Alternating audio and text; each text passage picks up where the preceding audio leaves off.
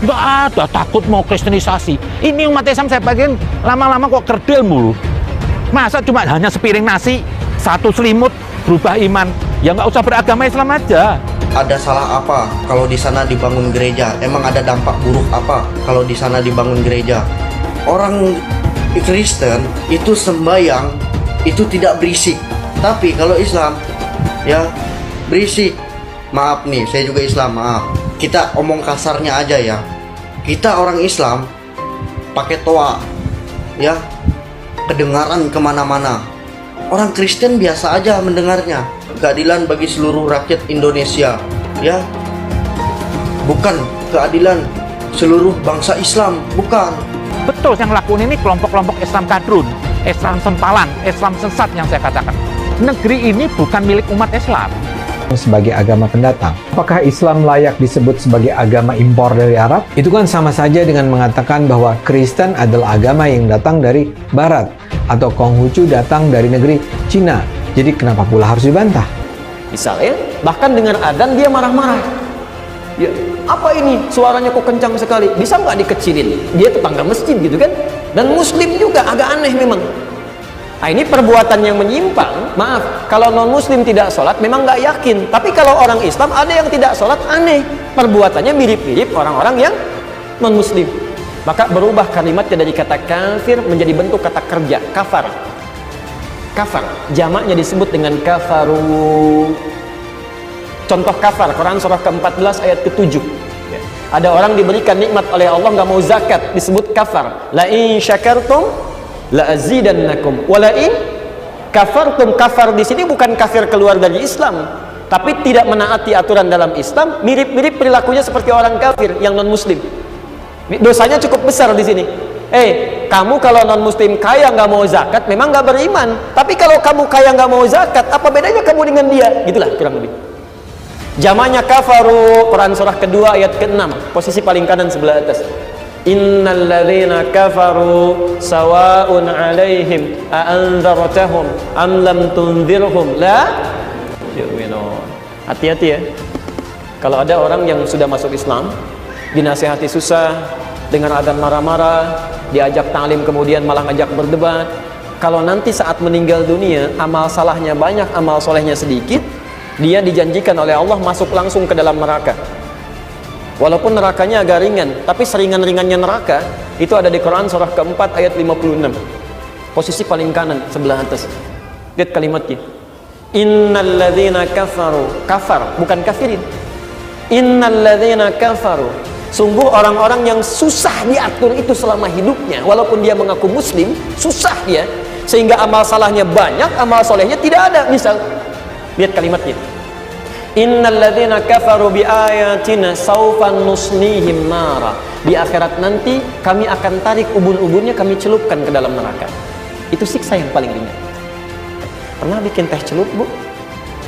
Halo? Bikin teh celup? Kan teh celup itu masukin begini, angkat begini, kan? Masukin, angkat.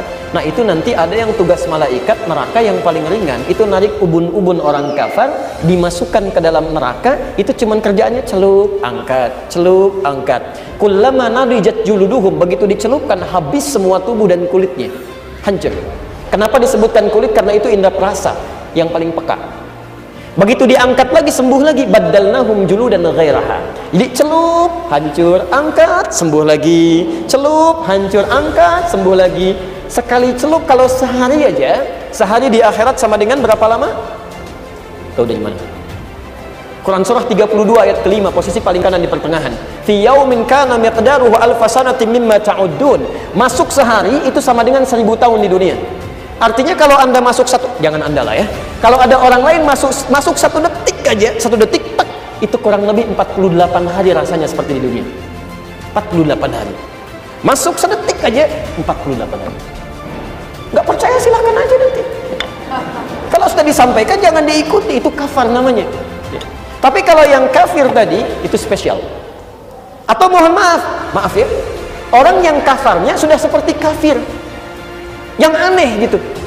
Orang Islam dijelek-jelekin, masjid ditinggalkan, tiba-tiba masuk ke tempat agama orang lain menjelek-jelekan orang Islam lagi. Sholatnya berantakan, macam-macamnya tidak ada nilainya, dan dan menjadi celah bagi agamanya, itu langsung diikutkan oleh Allah dengan siksa orang kafir seketika.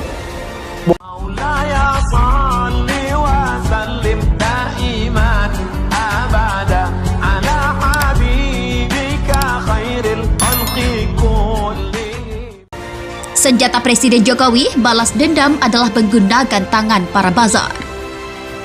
Kritik kepada Presiden Jokowi kembali datang dari tokoh nasional sekaligus ekonom Rizal Ramli. Rizal mengatakan Presiden kerap kali menggunakan tangan loyalisnya atau buzzernya menyerang orang yang berbeda pendapat atau bahkan mengkritiknya. Ia juga menyebutkan Jokowi sebagai orang yang suka mendendam namun secara personal.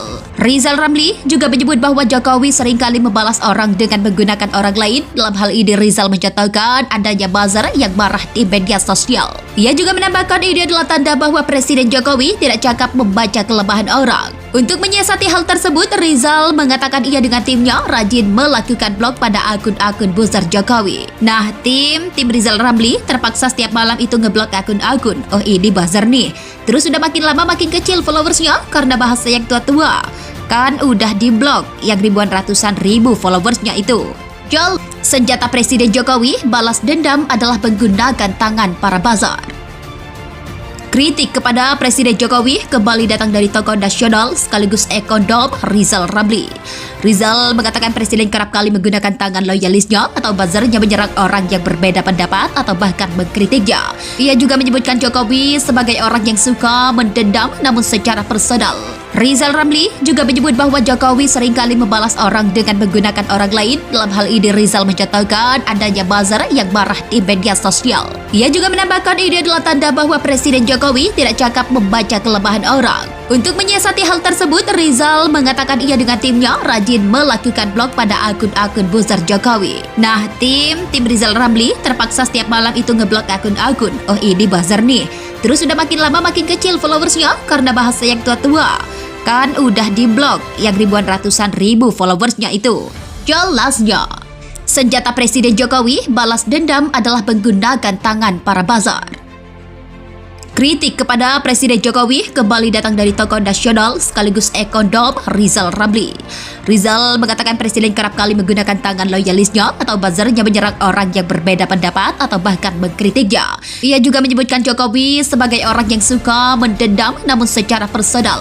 Rizal Ramli juga menyebut bahwa Jokowi seringkali membalas orang dengan menggunakan orang lain. Dalam hal ini Rizal mencontohkan adanya buzzer yang marah di media sosial. Ia juga menambahkan ini adalah tanda bahwa Presiden Jokowi tidak cakap membaca kelemahan orang. Untuk menyiasati hal tersebut, Rizal mengatakan ia dengan timnya rajin melakukan blog pada akun-akun buzzer Jokowi. Nah, tim Rizal Ramli terpaksa setiap malam itu ngeblok akun-akun. Oh, ini buzzer nih. Terus udah